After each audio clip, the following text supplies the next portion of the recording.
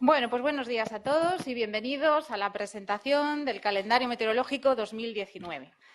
Hace un año nos reuníamos para celebrar el 75 aniversario de esta joya que viene editándose desde 1943, año tras año, ininterrumpidamente. Y nos reuníamos con los impulsores del calendario para hablar de su nacimiento, desarrollo y mejora, y mostrábamos el contenido de la edición del 2018. Resaltábamos también el trabajo, la vocación y el talento del personal de AEMET, que contribuye a dar relevancia a esta publicación. Razones suficientes para volver a encontrarnos y mostrar qué se ha hecho en esta edición 2019.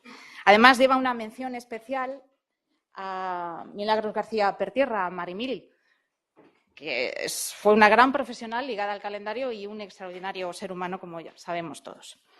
Bueno, yo quería comentarles que seguramente ya conocen Miguel Delibes, en un libro que escribe con su hijo Miguel Delibes de Castro, el gran biólogo, titulado La Tierra Herida, hace mención a nuestro calendario. No sé si lo sabíais.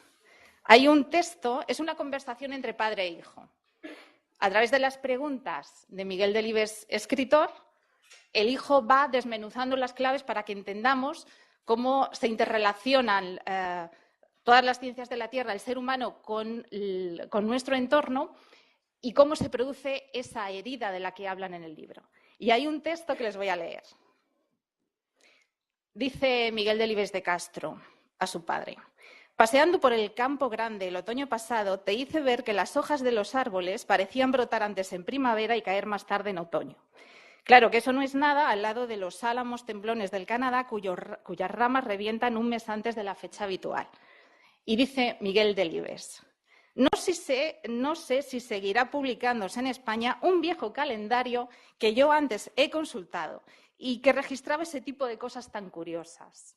Y ya contesta el hijo explicándole que voluntarios registran los hitos fenológicos para hacer luego la institución el seguimiento y estudiar el proceso del calentamiento global. Bueno, pues es una grata sorpresa que Miguel Delibes haya de alguna manera inmortalizado aquel calendario meteorofenológico. ¿Qué diría ahora si pudiera consultar todos los calendarios en nuestro repositorio Arcimis? Creo que tienen todos ya un calendario de la edición 2019, un almanaque y un marcapáginas, cortesía de nuestro servicio de documentación de la biblioteca y de la imprenta. Los dibujos, además, son de Manolo, ¿no? Ahí está. Bueno, pues vamos a comenzar ya. Saben que la jornada está estructurada en una breve presentación de las secciones fijas y después, breves también, pero son un buen ramillete de las contribuciones de nuestros colaboradores. Y vamos a empezar con las palabras de José Antonio Fernández Monistrol, que es el director de Producción e Infraestructuras, unidad de la que dependen los departamentos responsables de casi todos los contenidos fijos del calendario. Gracias, Yolanda. Buenos días a todos. Se me ha encargado abrir esta jornada de presentación del calendario meteorofenológico de este año, encargo que acepto honrado y gustoso y contento. En primer lugar, los que si habéis podido ver el ejemplar, veréis que este año está dedicado a la memoria de nuestra compañera Milagros García Pertierra, que falleció en febrero del año pasado. Jaime García Legaz, presente aquí y a quien le agradezco su presencia y las palabras que ha recogido y concretado en el libro en forma de la semblanza de Marimili. No tengo muchas cosas que añadir a ese listado de las virtudes profesionales y humanas que Jaime ha incluido en esa semblanza, sino solo manifestar que tuve sí el placer de poder constatar que todo lo que dice es verdad. Coincidimos en una anterior fase aquí en la agencia, cuando ella estaba de jefa del Servicio de Relaciones Institucionales y después de jefa de área, y el trabajo con ella era una maravilla. Y agradezco a Jaime su presencia y las palabras tan cariñosas y emotivas y reales que ha dedicado Marimili. Y yendo al calendario, pues no hay más que decir que es una publicación que nos visita una vez más y que recoge, tras 77 años, una vez más la situación, el desarrollo del año en los aspectos de meteorología, fenología, clima y su interacción también en el medio ambiente, en todo lo que es el sistema Tierra. Empezó en el año 1943 y estaba muy dedicado, muy orientado al usuario agrícola. En él se recogía una información que le resultaba de mucha utilidad para el desarrollo de las campañas. Eran unas épocas muy difíciles de penuria en cuanto a medios y toda esta información les era muy útil. Además, se incluía también información que se empezaba ya a realizar o que ya se realizaba sistemáticamente de nuestra red de observadores altruistas y tenía un carácter multidisciplinar también con la contribución y la coordinación con el Instituto de Investigaciones Agrícolas. Y el hecho de que se orientaba mucho al usuario en esta información es que incluso no solo en la información que contenía, sino también en el formato. Tenía un formato más reducido que el actual, de 12 por 16 centímetros, que permitía que el usuario agrícola pudiera llevarlo consigo en la chaqueta de pana, me imagino, o en el abrigo, en el tabardo. ¿Qué es lo que incluía ya desde entonces? Se incluían todos los datos estadísticos del año anterior y un análisis de cómo había transcurrido el año.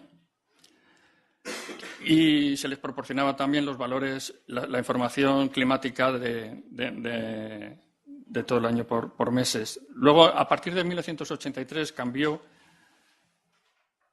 el formato y cambió la orientación del calendario y cambió también el nombre. Ahora pasó a ser como el nombre actual de calendario meteorológico y se incluyó también información divulgativa, que ha sido de mucha aceptación porque abarca muchos campos, la fenología, pero también la hidrología, el medio ambiente, y que a lo largo de todos estos años permite seguir una evolución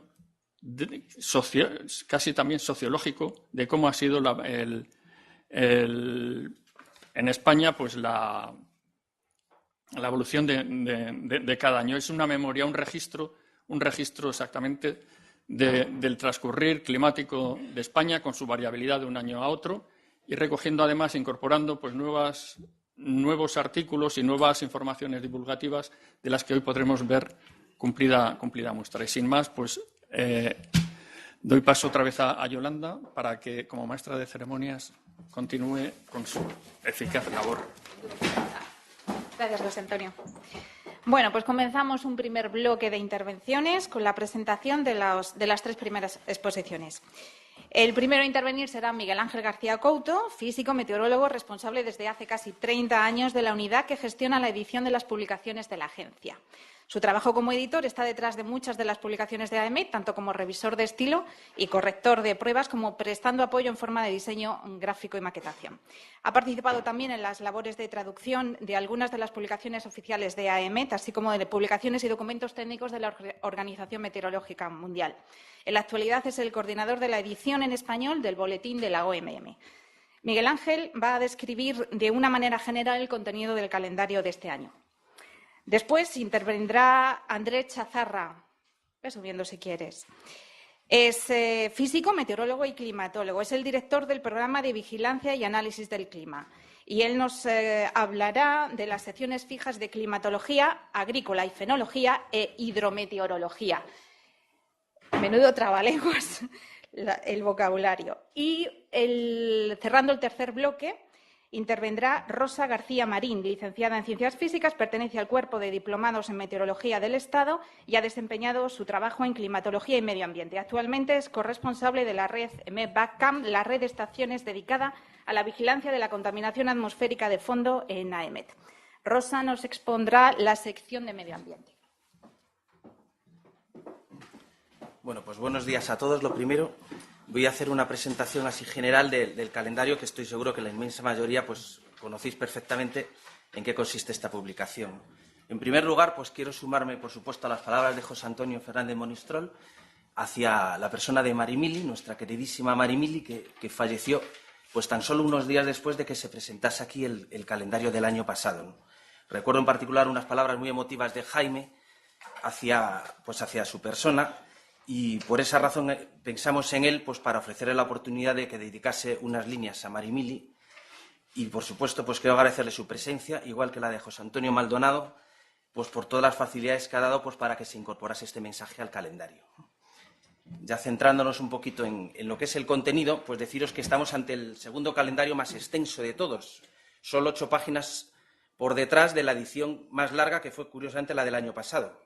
Este año pues son 356 páginas, pues con información meteorológica y climatológica fundamentalmente, del año agrícola pasado, ya sabéis, el que va de septiembre de 2017 a agosto de 2018. Y un poco en esta primera diapositiva pues os presento las novedades más importantes. La primera que hay que mencionar siempre pues es el mensaje institucional que incorporamos en el calendario justo a continuación de la presentación del presidente de AEMET, ¿no? En esta ocasión, por primera vez, el mensaje corre a cargo de un compatriota, el español Juan Garcés, que es el director de los servicios Copérnicus, del Centro Europeo de Predicción a Plazo Medio. Y en este mensaje pues destaca un poco la apuesta que suponen estos servicios por parte de la Unión Europea pues hacia la mejora de la calidad de la gestión de la información medioambiental y también pues para comprender mejor el cambio climático y poder mitigar sus efectos. En este calendario, pues una de las notas siempre diferenciales, ¿no?, de los calendarios pues son los artículos que aparecen al final, los artículos de divulgación científica, a veces más didácticos, bueno, otras veces más técnicos. En esta edición tenemos 9 artículos de colaboración, de los cuales 7 se os presentarán pues, por parte de sus propios autores. Y ya como última novedad, pues hay que irse hasta la última página prácticamente, bueno, la que va antes del índice del calendario, que es un anexo, el anexo número 2, en el que incorporamos pues algo que se ha producido realmente pues hace poco, ¿no? A partir del 1 de diciembre de 2017 se empezaron a nombrar por parte de los servicios meteorológicos de España, Francia y Portugal las borrascas de gran impacto pues, que han afectado a la zona occidental de Europa, ¿no? Todo ello en el marco de EUMETNET. Entonces, el calendario incorpora por primera vez esa relación de borrascas. No sé si llegó hasta la letra I. Ahora estamos por la H en la de este año, pero creo que fue la letra I, ¿no? La última, bueno, no la recuerdo exacta, pero bueno. Y la idea pues, es ya mantener como una sección fija esa tabla en las siguientes ediciones del calendario. Pasando ya a lo que es ya propiamente el contenido del calendario, pues tenemos las 10 secciones habituales que todos conocéis. Aquí, evidentemente, bueno, en esta diapositiva pues he puesto las imágenes de la portada y de las portadillas del calendario. En los últimos años pues ofrecemos siempre la opción de que alguien de la casa pues realice la ilustración o bien con fotografías o con dibujos de lo que son esos contenidos, ¿no? La portada y la portadilla. En esta ocasión no nos hemos ido muy lejos. En nuestra propia imprenta del Servicio de Documentación pues tenemos un artista, Manuel García López, pues que se nos jubila este año y le hemos pedido el favor, digo, si le parecía bien pues hacer esos dibujos, y me consta que él en su casa de Ibiza pues ha pasado un verano como bastante, pues con bastante curro, ¿no? Os llamo la atención a lo que es la imagen de la portada, que igual alguno no se ha fijado, pero si cogéis el libro es como una especie de fusión de conceptos fenológicos y de observación meteorológica, porque ha utilizado la banda de un barógrafo para superponer en él motivos pues, fenológicos, ¿no? Los pajaritos, la mariposa, bueno. Y ahí tenéis lo que son las portadillas de las 10 secciones del calendario, que ahora vamos a repasar pues, muy someramente, ¿no? Las he agrupado por bloques para que sea más fácil. En las 2 primeras secciones, que se llaman calendario y datos astronómicos, que son, por otra parte, de las más antiguas, que figuran prácticamente desde los mismos orígenes del calendario, pues la aportación del Observatorio Astronómico Nacional pues, es fundamental. Prácticamente todos los datos contenidos en la sección de datos astronómicos pues, son datos de eclipses, ortos y ocasos, manchas solares, etcétera. Pues nos lo suministra el Observatorio Astronómico Nacional, junto con los calendarios musulmán y judío que aparecen, pues además del calendario cristiano, en la primera sección del calendario, que se llama calendario. Os he puesto también para que os hagáis una idea de la extensión que ocupa cada una de estas secciones en el libro, ¿no? Estas 2 secciones, pues más o menos serían como un 8% del número de páginas de la publicación. Muy distinto de la sección que viene ahora, que podríamos llamarle algo así como climatología, aplicaciones climáticas, que presentará ahora dentro de un momento Andrés, pues que es casi el 50% en número de páginas del calendario. También su contenido se remonta pues, a los mismos orígenes de esta publicación, Y veis que hay 3 secciones que se llaman climatología, pues con información sobre todo de temperatura y precipitación, aunque también hay otras variables, pues presentado en modo tablas, en modo comentarios, pues a través de la caracterización climática del año, y en modo pues gráficos y mapas, ¿no? La sección de agrometeorología y fenología es también otra de las más extensas del calendario, incluye pues la descripción agroclimática y fenológica del pasado año agrícola, y tiene 2 apartados que se han convertido ya pues en algo ya muy habitual, ¿no?, del calendario. Por una parte, el estudio de la golondrina, con el mapa de isofenas de llegada de la golondrina, que se reproduce desde el año 1949 en todos los calendarios, creo que no ha fallado ninguno. Y en estos últimos años se ha añadido pues, el estudio de una especie fenológica, que en este año ha sido el castaño. Y por último, en este pequeño apartado, en este bloque de climatología y aplicaciones, pues está la sección de hidrometeorología, pues con la habitual información de tipo hidrológico, situación del estado de los embalses, balance hídrico, etcétera, todo relativo pues, al pasado año hidrológico. El siguiente bloque, los contenidos anteriores y los de este bloque, pues todos salen de distintas unidades de la Dirección de Producción e Infraestructuras. El siguiente bloque, que vendría a ser como el 10% en extensión del calendario, pues presenta 3 secciones técnicas que son de las últimas que se han ido incorporando a los contenidos del calendario. Por una parte, la sección de medio ambiente, que luego explicará Rosa, pues con información ambiental de las redes de medición ambiental de AEMET, pero en este caso no está relativa, los datos no hacen referencia al pasado año agrícola, sino al año natural 2017, creo que es así, ¿no? Luego, la sección de radiación solar pues contiene información pues, sobre radiación solar, radiación ultravioleta B y ozono en columna, pues del pasado año agrícola, y la sección de descargas eléctricas este año presenta una novedad que es que la información de Caneiras pues, aparece más detallada que en años anteriores, ¿no? El contenido pues, hace referencia sobre todo a número de días de tormenta y a número de rayos pues, registrados, ¿no? La penúltima de las secciones del calendario es la del Día Meteorológico Mundial, que podemos decir que se estructura en 2 partes. Por un lado, el Día Meteorológico Mundial del año en curso, es decir, el de 2019, que tendrá lugar el 23 de febrero. Como cae en sábado, imagino que se moverá un poquito hacia adelante o hacia detrás esa fecha, que este año está dedicado al tema del Sol, la Tierra y el tiempo, ¿no?, que es un tema que elige la Organización Meteorológica Mundial todos los años pues, para conmemorar la entrada en vigor del convenio de la OMM. En relación con este Día Meteorológico de 2019, pues el calendario incluye un mensaje que habitualmente prepara el Servicio de Relaciones Internacionales, como ha ocurrido este año. Pero luego también en esta sección pues lo que hacemos es una reseña de cómo fue el Día Meteorológico Mundial anterior, en este caso el de 2018, en la agencia, ¿no? Entonces, en este contexto pues se incluye la reseña de los 3 colaboradores que habitualmente premia AEMET pues, con motivo de su observación, ¿no? Y este año también se incluye una breve reseña de 4 estaciones españolas centenarias que fueron galardonadas por la Organización Meteorológica Mundial, que son las de Daroca, Izaña, El Retiro y Tortosa. Y ya la última sección del calendario, que es la que da pues, el toque diferencial que de un año a otro, la parte más variable, pues son las colaboraciones o artículos de divulgación. Este año hay 9, de los que 7 de ellos serán presentados por sus propios autores, y solo voy a hacer mención a los 2 que no van a ser presentados, pues por razón de que los autores, por distintos motivos, no han podido estar aquí.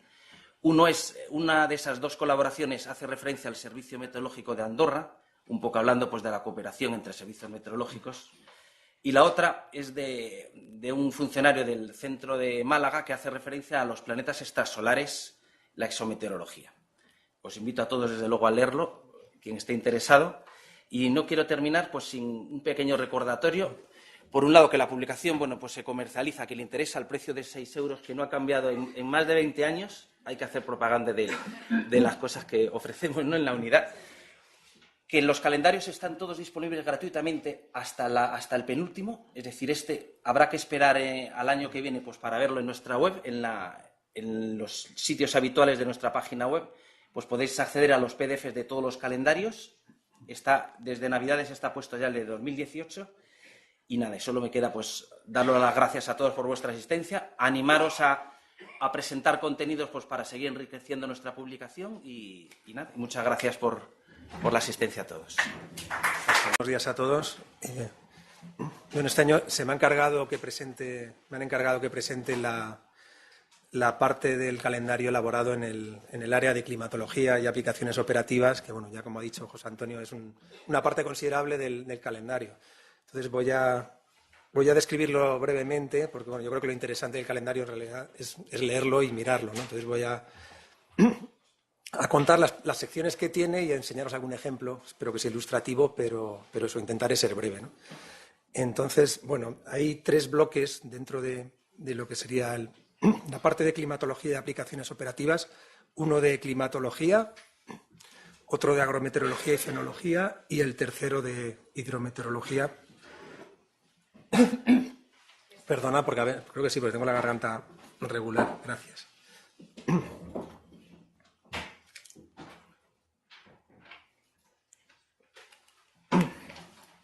Bueno, pues el primer bloque de climatología incluye diversos apartados en los que se pretende describir cómo ha sido el año agrícola 2017-2018, que, como sabéis, comienza en septiembre, en el mes de septiembre de 2017, hasta agosto de 2018.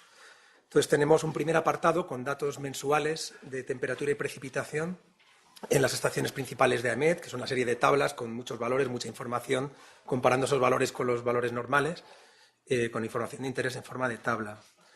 A continuación, hay un apartado con caracteres climáticos del año agrícola, en el que se describe cómo ha sido el año, en cada estación del año, de otoño, primavera, invierno, verano, sobre todo, bueno, está descrita y acompañada de mapas, que también yo creo son interesantes, de diversas variables, ¿no? En concreto, hay mapas de temperatura, precipitación, insolación y viento, ¿no?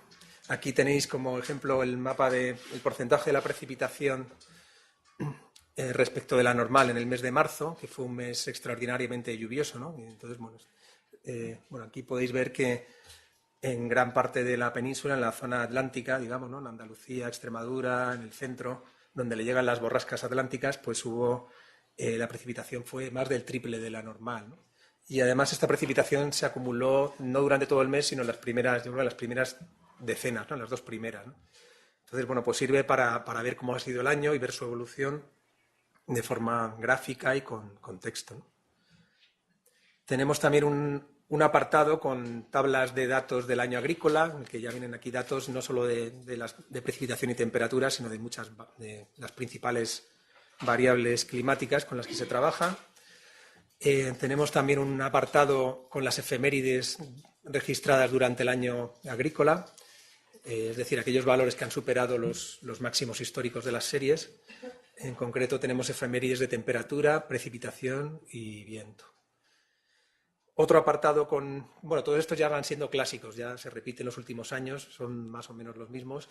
Otro apartado ya clásico también en el que se describen las olas de calor y de frío que se han registrado, en este caso en el año hidrológico, que es ligeramente diferente, empieza en octubre y acaba en septiembre, para no separar septiembre de los meses de verano, ¿no? Para que estén incluidos, ¿no?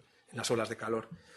Entonces, bueno, durante el año hidrológico se registró únicamente una ola de calor, pero fue muy intensa, del 31 de julio al 7 de agosto. Se alcanzaron temperaturas muy altas y además se mantuvo durante muchos días.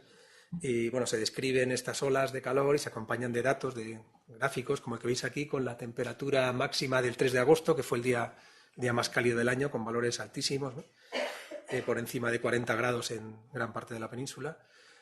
Y en cuanto a olas de frío, hubo solo una, del 4 al 6 de diciembre de 2017, y tampoco fue muy intensa, ¿no? Una ola de frío, digamos, ligera, ¿no?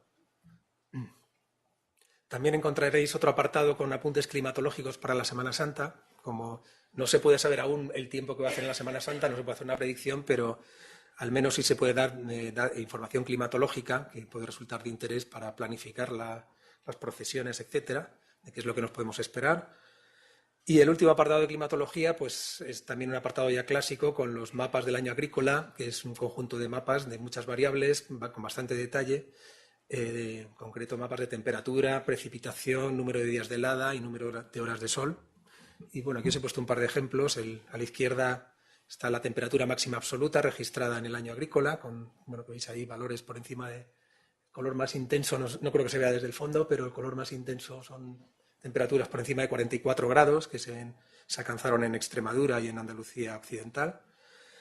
Y a la derecha, otro ejemplo de los muchos mapas que se incluyen, está el número de noches tropicales, que son aquellas noches en las que la temperatura mínima no baja de 20 grados, esas noches que creo que no nos gustan a nadie o a casi nadie, en las que es difícil dormir, ¿no? Entonces tenéis ahí un mapa con valores que se ven, bueno, el valor más alto por encima de 100 en zonas de Canarias, en el Cabo de Gata, y por encima de 50 días en gran parte de las costas mediterráneas, ¿no? Entonces, bueno, son pues, una sección muy ilustrativa, ¿no?, de forma gráfica. El siguiente bloque es el de agrometeorología y fenología. Bueno, ya ha contado por encima Miguel Ángel algo sobre esto, voy a ir yo también rápidamente, que incluye una sección de agrometeorología con mapas de horas frío y grados día acumulados. Hay también una sección de fenología, con aquellos fenómenos biológicos relacionados con el clima y el tiempo, aquello que ha comentado antes Yolanda, ¿no?, con información como la que utilizaba Miguel Delibes, ¿no?, en su libro. Un apartado ya tradicional sobre la golondrina común, que incluye el mapa ese que ha enseñado también antes Miguel Ángel, de isofenas, ¿no?, con las fechas de llegada de la golondrina, que a mí eso me gusta mucho también verlo todos los años.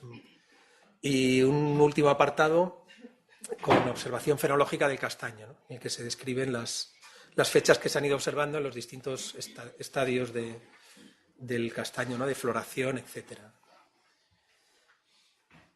Y bueno, el tercer bloque que me toca presentar sería el de hidrometeorología, que consta de varias secciones. Este es un bloque más pequeño. En la primera de ellas es la sección dedicada al agua precipitada en la España peninsular, que incluye pues, gráficos y tablas para la España peninsular y para cada una de las cuencas principales, con información del agua precipitada. Como ejemplo, aquí tenéis un gráfico con la precipitación anual acumulada en la España peninsular en cada año, que bueno, podemos ver que el último año, 2017, fue un año muy seco, calificado aquí con un valor por debajo de 500 milímetros de precipitación, ¿no? Bueno, estos son como ejemplos, ¿no? Tenemos un apartado describiendo el balance hídrico, cómo se ha comportado durante el año. Y por último, una descripción del año hidrometeorológico, en el que se describe la evolución que han experimentado las precipitaciones y las reservas hidráulicas. Aquí tenéis bueno, un ejemplo que con la situación de los embalses en las cuencas peninsulares, pues hay en una determinada fecha del año, porque no lo veo en la pantalla. Y bueno, esto es una descripción muy rápida de lo que podéis encontrar, pero yo digo que bueno, yo creo que lo interesante es todo esto, ojearlo y verlo en el propio calendario. Muchas gracias.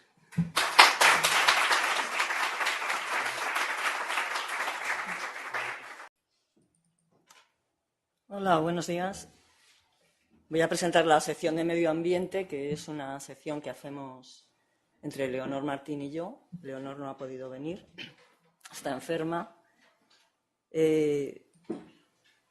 Siempre explico cuando hablo de la red que la red está en meteorología, porque hay gente que todavía no lo entiende muy bien, porque cumple, entre otras cosas, 3 obligaciones de AEMET.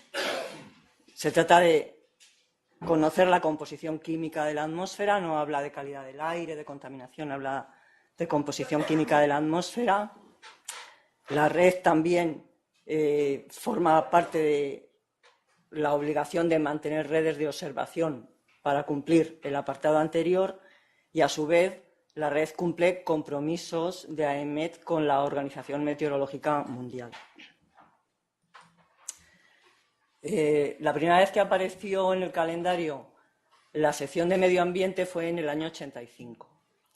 Aparecieron 2 artículos en el calendario que firmaban Antonio Picazo y Javier Mantero. En uno de ellos, el que se llama Problema de la acidez atmosférica en España, es curioso porque los términos han cambiado, ahora no hablamos de acidez atmosférica, pero bueno. Ya decían que habían empezado la operación de la estación de San Pablo de los Montes. San Pablo de los Montes es una estación, la primera que se puso en marcha de esta red, pero también fue una de las primeras de Europa, es una de las estaciones más antiguas. El El programa EMEP deriva del Convenio de Ginebra, como sabéis, de contaminación transfronteriza, que se firmó en el año 79. Y a principios de los años 80 ya se puso en marcha esta estación, a pesar de que aquí en este artículo se dice que con cierto retraso. Pues no, con cierto retraso no, bastante pronto. En el artículo también se cuenta cuáles son las obligaciones del INM a este respecto y las obligaciones de un organismo que entonces se llamaba Laboratorio de Análisis Químicos y que ahora es el Laboratorio Nacional de Referencia. Esta red no tiene sentido si no hay un laboratorio que analice las muestras que se recogen. Este laboratorio siempre ha dependido del Instituto de Salud Carlos III, en concreto del área de calidad del aire. Ya en esta primera aparición en el calendario se mencionaba el laboratorio y sus obligaciones. Entonces sí se ponían datos del año agrícola.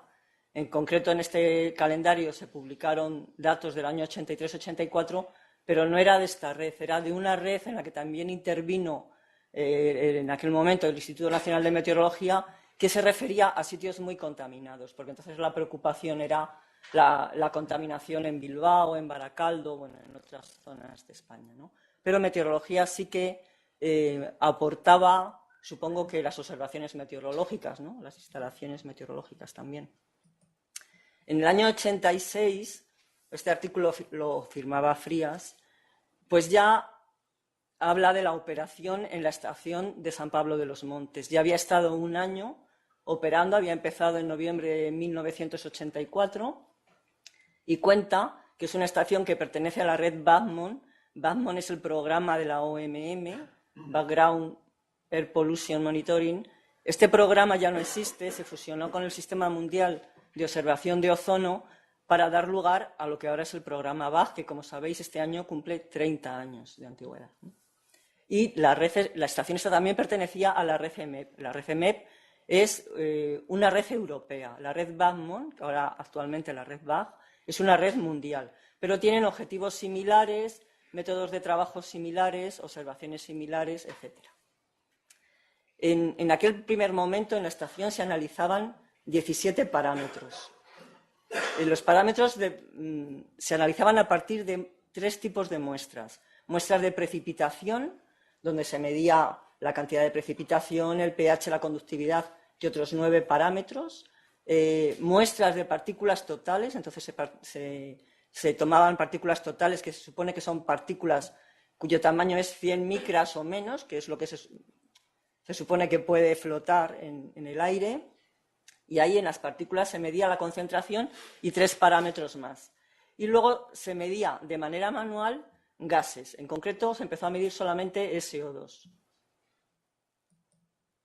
De aquella primera época he encontrado muy pocas imágenes.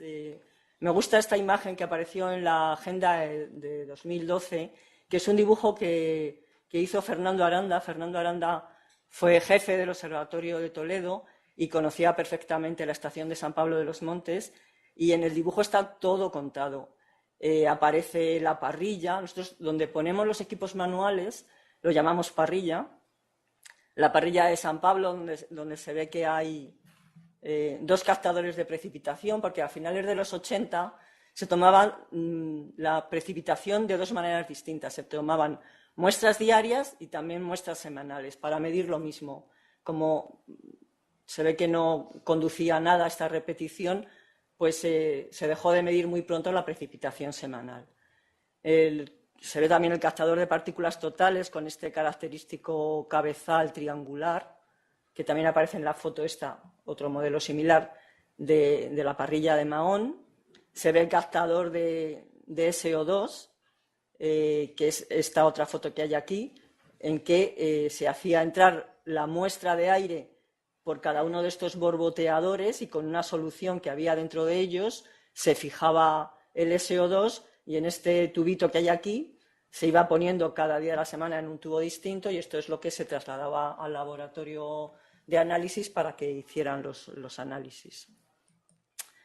Hasta 2019, desde aquellos primeros días en los que se medían estos 17 parámetros, las cosas han cambiado mucho. Se han abierto nuevas estaciones, también se han cerrado estaciones porque ya dejaron de cumplir los criterios que se exige, sobre todo respecto a distancia a focos contaminantes, que es lo que tienen que evitar las estaciones. Se han incorporado muchas variables, NO2, amonios, nitratos, etc. Hay un hito en 1992 que es cuando se empezó a medir de manera automática.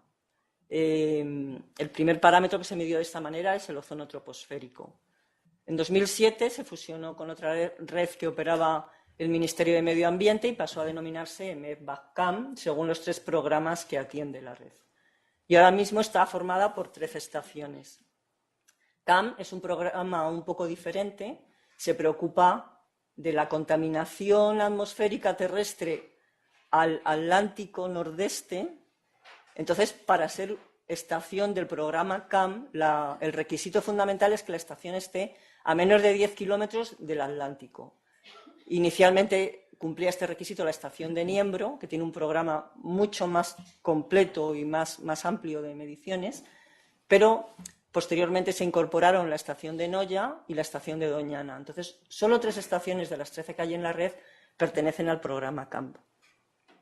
En 2011, además, se publicó el Real Decreto 102/2011, que es un Real Decreto que transpone a la normativa española toda la normativa europea relacionada con medio ambiente, y este decreto, además de las obligaciones que ya tenía la red derivada de los programas internacionales, nos pone muchas más obligaciones, como implantar un sistema de control de calidad para asegurar la calidad de los datos, y realizar mediciones que solamente realiza nuestra red.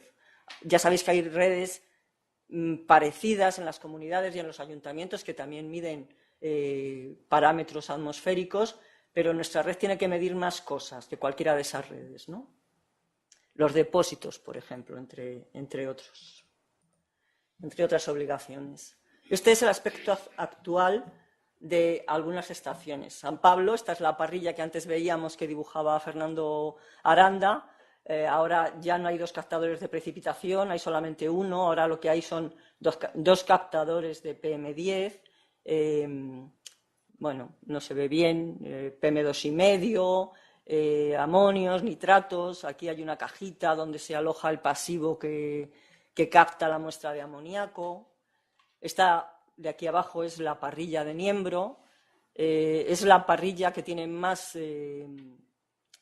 equipos, porque Niembro es una estación especializada en metales pesados. El programa MEP exige a los países que, además de medir un programa ordinario, alguna de sus estaciones esté especializada en una serie de temas que propone y que el país puede elegir. Entonces nosotros decidimos, porque ya el programa CAN obligaba a la estación a medir muchos parámetros relacionados con metales pesados, que la estación de Niembro fuera especializada en la medición de metales pesados. Entonces tiene medidas especiales como mercurio gaseoso total, como mercurio en precipitación, etc. Todas las estaciones, además de estas parrillas con equipos manuales, tienen una cabina o una caseta, como el caso de Cabo de Creus, donde se alojan los analizadores automáticos.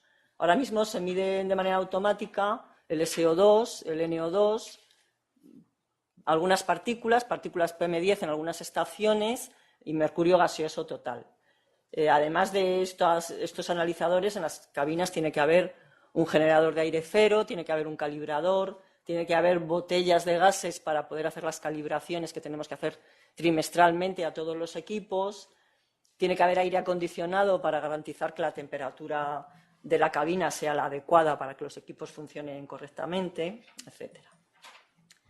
Actualmente, de aquellos 17 primeros parámetros, hemos pasado a medir 133 parámetros, 6 de manera automática y 127 procedentes de captadores manuales, bien en forma de gases, partículas, aerosoles o depósitos totales.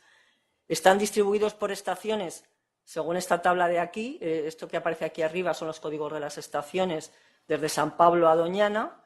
La que más tiene es San Pablo de los Montes, porque además tiene la familia de los compuestos orgánicos volátiles y la familia de los compuestos carbonílicos. Niembro también tiene muchos parámetros, claro, por ser especializada en metales pesados. las que tienen depósitos, el Store, Biznar, etcétera, también tienen más parámetros que las demás. ¿Qué información es la que ponemos nosotros en el calendario? Pues ponemos una introducción donde se explica qué programas son los que están relacionados con la red y cuál es el Real Decreto que nos afecta. Y lo que intentamos, aunque es un poco farragoso incluso, es poner el programa de mediciones. El programa de mediciones es muy complejo porque tenemos desde muestras que se toman en cuestión de horas, como pueden ser los carbonílicos o los VOC, que es casi una toma instantánea de una muestra de aire, a muestras que están un mes. Los depósitos totales, que son unos embudos colectores que toman deposición seca y húmeda para luego medir hidrocarburos aromáticos policíclicos o metales pesados en esa muestra, están expuestos un mes en las estaciones. O sea que la frecuencia es muy variable. El tiempo en el que está expuesta la muestra también. Hay muestras que se ponen todos los días. Hay muestras que se ponen un día de cada 3. Hay muestras que se ponen un día de cada 6, según los requisitos de los programas y de la legislación. También hacemos un pequeño análisis de los datos. Es muy difícil saber cuáles son los valores esperados cuando hablamos de contaminación. Lo primero, por el desconocimiento que tenemos todos de la química atmosférica. La química atmosférica y la manera de estudiarla y de abordarla ha cambiado muchísimo en todo el tiempo en que se lleva escribiendo esta sección. Por ejemplo, cuando se produjo la erupción del volcán islandés Eyjafjallajökull, o algo parecido, pues los científicos, la comunidad científica y técnica, descubrió cosas sobre la composición química atmosférica que hasta entonces no sabía, ¿no? Se pensaba que lo que se medía en la atmósfera en cualquier punto era lo que había emitido el volcán. Parece ser que no. Parece ser que lo que emite el volcán a su vez se convierte en focos emisores que dan lugar a otros contaminantes secundarios que se pueden medir a mucha distancia, ¿no? Pueden ser partículas pequeñas, pueden ser compuestos en forma de gas derivados, etc. A la vez que se iniciaba la estación y las mediciones, la operatividad de estas redes, se escribían tesis doctorales explicando cómo se podían calibrar los equipos de ozono. De los métodos que se empleaban al principio, en el año 85, para la red, prácticamente todos han cambiado. Nosotros medimos de acuerdo a normas ISO, a métodos de referencia, que tienen que ser comunes y aceptados por toda la comunidad técnico-científica, ¿no? Bueno, pues por ejemplo, al principio ya he dicho que se medían partículas totales. Ahora ya se miden PM10 y PM2,5, pero los métodos de referencia de medir PM10 y PM2,5 han cambiado 2 veces desde que se empezaron a medir alrededor del año 2000. Lo que menos ha cambiado es la precipitación, pero los métodos con los que se analiza en el laboratorio la precipitación también han cambiado. O sea, estamos en continuo cambio, ¿no? En un cambio mucho más rápido que pueda ser la observación en meteorología, porque en meteorología, claro, es una ciencia más antigua, está todo mejor aceptado que en la química atmosférica, ¿no? Entonces, hacer un análisis de los datos, de todos los datos, es muy difícil. Hacemos solamente un análisis de los datos que son los más conocidos porque son los que se miden en todas las redes, es decir, el SO2, el NO2, el ozono, PM10, PM2,5 y el pH. El pH no se mide en las redes habituales, en las redes convencionales de comunidades y ayuntamientos, por una razón, y es que es un método completamente manual. Hay que recoger una muestra y hay que llevarla a un laboratorio. Eso es muy caro, eso es lo que es más caro de nuestra red. A nuestra red, a las estaciones de nuestra red, todos los días del año tiene que ir una persona a recoger las muestras. Entonces, las comunidades lo que miden, todo lo hacen por métodos automáticos. A veces hacen campañas muy cortas para medir determinados parámetros. A lo mejor miden depósitos 15 días al año o miden partículas de manera manual 15 días al año para poder establecer comparaciones con el método automático, etcétera. Pero no miden todos los días del año como medimos nosotros. Bueno, en el análisis de datos que hacemos, aparte de analizar estos datos porque nos parece los que son más fáciles de comprender por cualquier usuario que lea el calendario, siempre hacemos referencia a los valores legislados. Cuando hay valores legislados, por ejemplo, sobre el pH no hay nada legislado, no podemos ponerlo, pero nos parece que poner el valor legislado da una idea de si nuestra red está midiendo poco o está midiendo mucho. Y luego ponemos siempre la tabla de las medias anuales de estos datos y unas gráficas que muestran la evolución mensual de algunos de estos datos. El año pasado, por ejemplo, siempre ponemos la gráfica de los pH, porque nos parece que medir la acidez de la lluvia fue el origen de esta red y que tenemos que mantenerlo. Siempre ponemos siempre que es posible ponemos datos de la estación de San Pablo y ponemos la estación de Niembro porque es una estación que tiene lluvia ácida. La lluvia ácida se puede medir en cualquier estación, cualquier mes, pero en Niembro, con frecuencia, el pH de la precipitación está por debajo de 5,5 y a veces tiene episodios muy ácidos. Entonces, siempre ponemos el pH de Niembro comparado con el de San Pablo de los Montes. Por ejemplo, en PM10 pues pusimos esta gráfica de San Pablo comparada con la de Campisábalos. Quizá a vosotros no os diga nada, pero sí que se ve que son muy parecidas. Eso quiere decir que no tienen influencias locales, que lo que les pase dependerá de las condiciones meteorológicas que son fundamentales para comprender los datos medioambientales, y también hay una anomalía en esta gráfica. En el año 2017 lo esperado siempre es que haya un máximo muy fuerte en verano y que haya un máximo secundario entre febrero, marzo o abril.